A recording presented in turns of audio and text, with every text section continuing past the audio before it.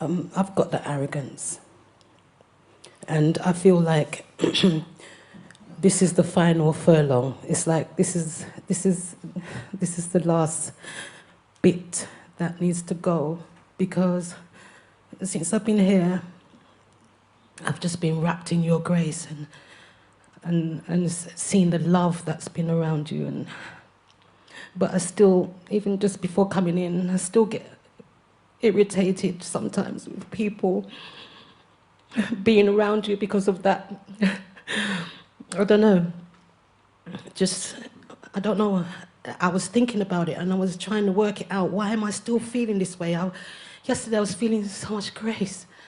And I'm so grateful to be here. But sometimes these feelings happens and I'm putting it back to, maybe I've dropped all attachments, but I haven't dropped your attachment to you. So there's two kinds of attachment. You attach, if you attach to me personally, or you attach to me impersonally. If you attach to me personally, I'm going to give you a lot of trouble. Yes. If you are attached to me impersonally, you're going to be just fine. Isn't it? Like this. And it is difficult, no? Because especially with people that you know, isn't it? Because, believe it or not, we do have projections and expectations, and we do have sometimes what you may call, you know, you've heard me say, many of you, that I say this mostly to my intimate students, the ones who I feel somehow that they can bear my words. I say, live as though you have no rights. Now, in the world, if you say this, it will not go down well, you see. Everybody, I stand up for my rights, fight for your rights and all. I say, the one who is wise, you know, I say, live as though you have no rights and no entitlements. Then what will happen? Everything that comes to you, you appreciate. You don't think that you know, they just belong to me, yes, you know. No, nothing belongs to you. Not even you. Not even you, meaning not even your idea you have of yourself. Not even that is true, you see. When you live like this, you know, like I have no rights and so on, then something immediately, some humility comes into your expression. And humility is beautiful because it opens the way for grace to come. Because she won't come if you're arrogant, grace will not come to you. If you think you're special, she will not come to you. So sometimes things like this can happen, that, you know, I'm talking to my sister at the moment and she's coming like that. And it's not easy, I understand, because somehow, you know, the mind will take that shape and say, look, you know, he is, look how they are crowding him all the time and give him a break and so on. The mind is pretending to be compassionate. But he's not compassionate. That is not his purpose for doing that. No, his purpose is to make you feel vexed and, yeah, why are you doing? And to believe him, you must not believe him. I am not complaining. You see? So, when somebody asked one saint, what do you want? And he answered, whatever God gives, bitter or sweet. Because he has already prepared my mind that whatever flavor come, I will make use of it. The power of discernment will make use of it. So when you say that you feel sometimes this arrogance coming, it's not yours, you see. The mind has tricked you for a long time to make you feel you have right. You have a right to be angry. You have a right to be like this. And who is it speaking to also? He's speaking to the idea you have of who you are. Because he cannot speak to your true self, but you don't know that yet. So we are vulnerable to this voice, We have to transcend this voice and its influence. And then somehow you come away from its hold, you see. It's still the play of Maya. Recently I have been sharing with you one of Saint Kabir's songs. What does he say? Maya, Maya, you are the great deceiver, Maya. Everyone you have trapped inside your net, and nobody recognizes you. But I know you. Saint Kabir say like that, I know you. You must know Maya. Sometimes what Maya has spoken inside our ears, we have accepted too easily. And now we are protecting her voice inside, but she's deceiving. And how can she deceive you? Because we don't as yet recognize who you are.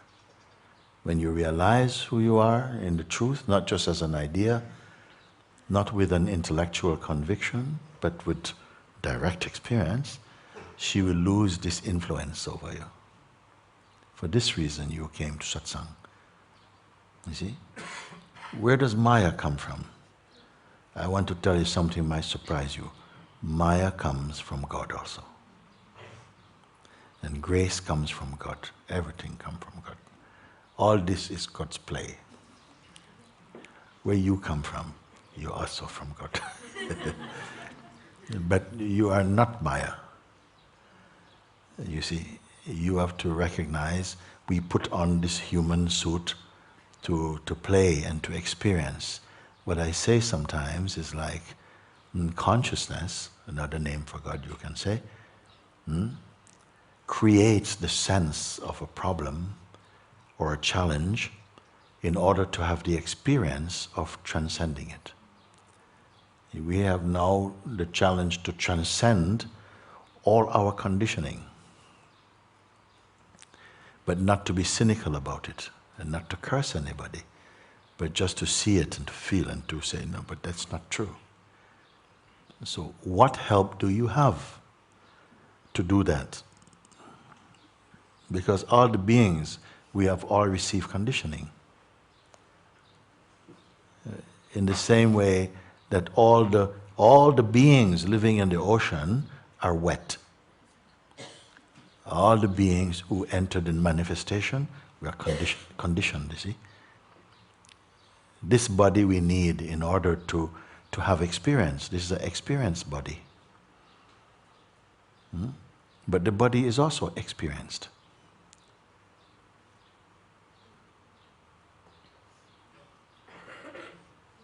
We are not so only attached to the body, but to the life inside it. So something in this we have to overcome, we have to learn. And it's time for us. Why you have come here? There are 7.5 billion human beings alive currently on this planet. We are a little speck of them. Why you came here, you see? What selected you to come here and put another one another place? We can never understand the ways of the Supreme. But you are here, and you are here for something. And because you have chosen truth, most of you, then all the delusions are going to come for you. The devil is going to come for you, because him you must overcome. And he doesn't exist only on this side of the eyes. He lives also behind the eyes also. But you have an advantage, because you are already the self. You see? Just you're not aware of it yet. Just like someone can trick a naive person But somebody who's more clever, they cannot trick them. You have to be wise to overcome Maya's tricks. And satsang is the place that is helping you, is reminding you who you are. When you forget yourself, Maya is strong. When you remember yourself, Maya does not exist.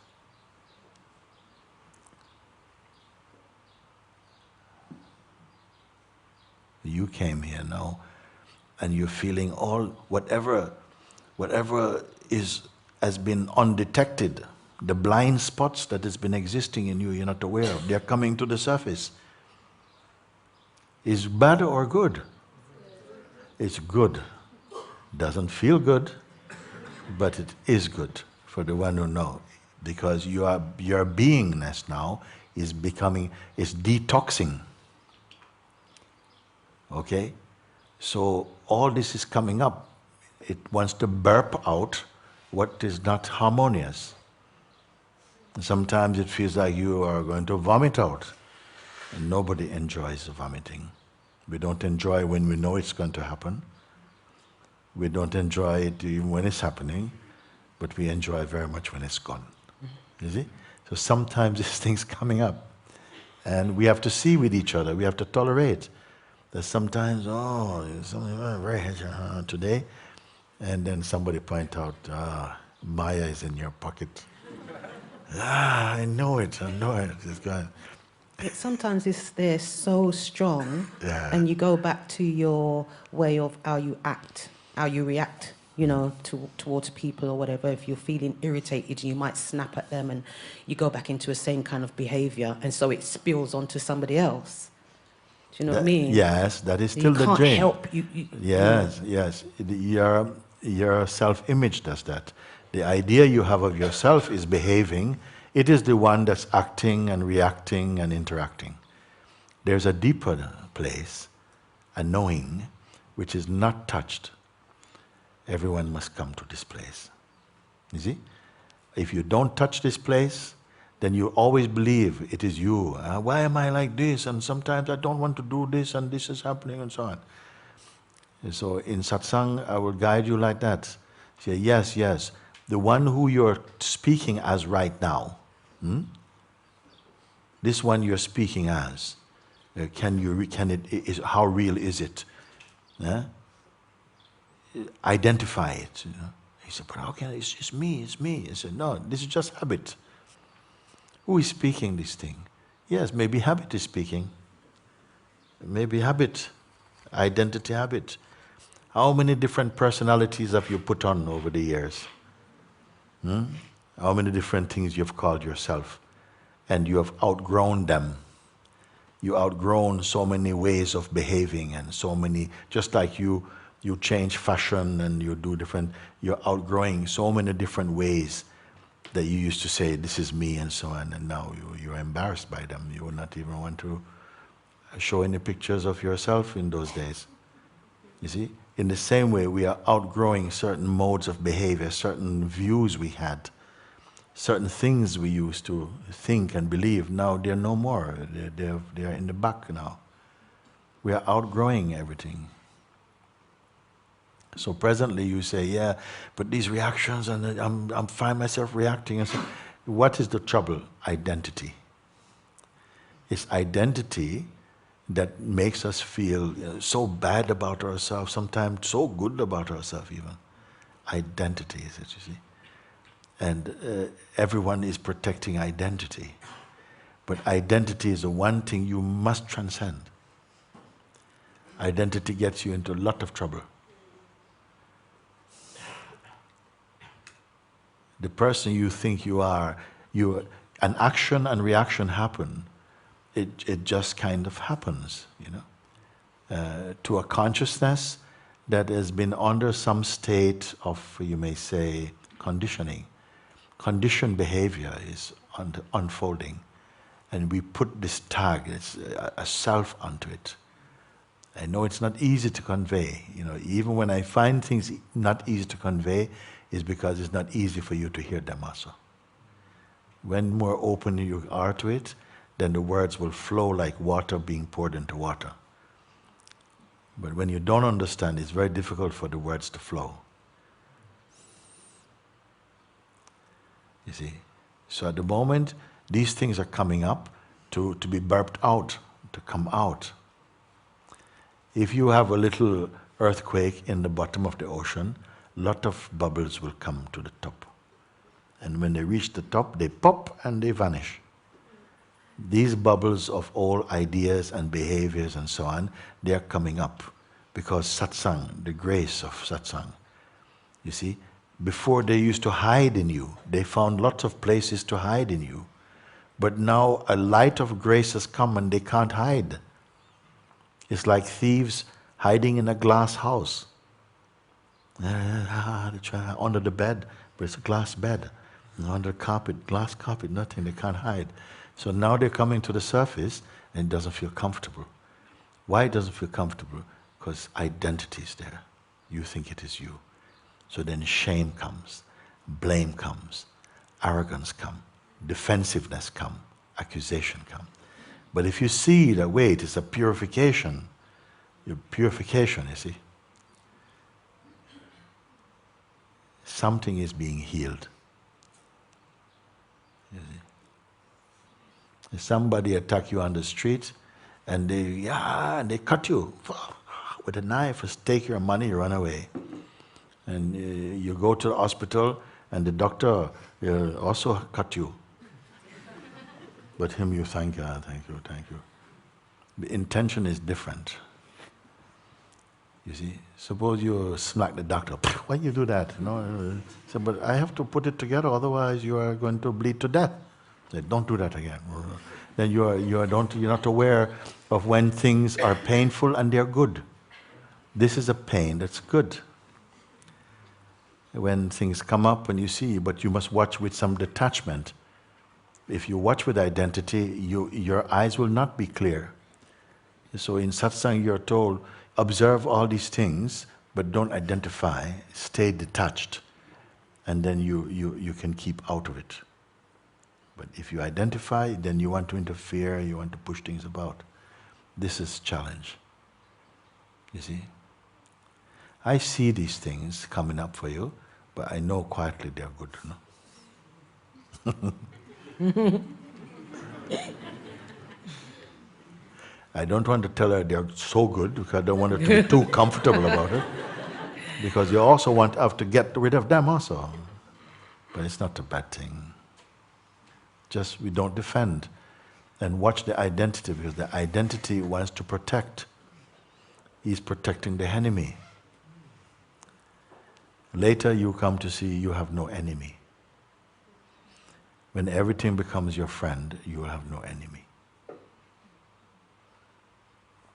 It said, wise person, the wise man, makes a house out of the stones that his enemies throw at him.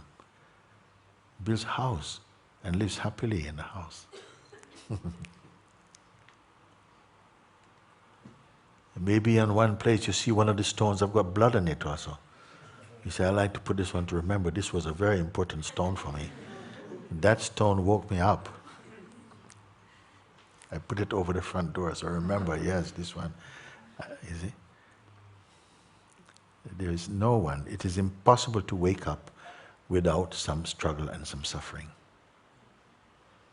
It is impossible. You see? So you are experiencing some of the birth pains, you see? Birth pains. The contractions have started, you see? Meaning all the things that were suppressing your spontaneity, little ideas, little behavior, little old stale behavior, they're coming up, they're burping out. And then arrogance says, but I thought I'd dealt with them long ago. I'm sorry. They're still coming out. Then something said, but I thought I surpassed that 5 years ago. Why is it coming? So therefore I say, don't form any hurried or premature conclusions about anything you experience. Just watch and just notice that it's just traffic, it's just clouds passing, it's just waves passing. Don't identify with them. If you identify with them, you behave like a wave also. You don't identify with them, you are not touched by them. You will learn, but you will not be swept away.